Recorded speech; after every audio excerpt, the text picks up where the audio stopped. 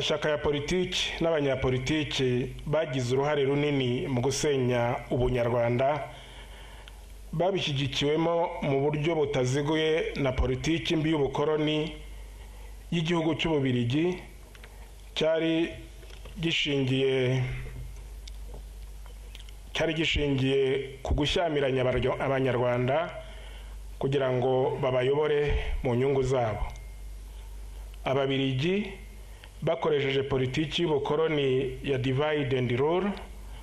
bashyamiranyije abanyarwanda, babaremamo amoko, bababwira ko ntaho bahuriye, bityo bakaba baragize uruhare runini mu kwangiza ubumwe bw'abanyarwanda. Bayobozi, banyapolitiki, ndagira ngo rero mbakangurire ko tugomba kuba ku isonga mu kurwanya ingengabitekerezo ya jenoside, twegera abaturage aho batuye, tubasobanurira gukomeza ubumwe n'ubudaheranwa, dusobanurira neza urubyiruko amateka y'igihugu cyacu, cyane cyane amateka y'ubukoroni na jenoside yakorewe abatutsi, kugira ngo dushimangire ubumwe bwacu nk'abanyarwanda no gukunda igihugu.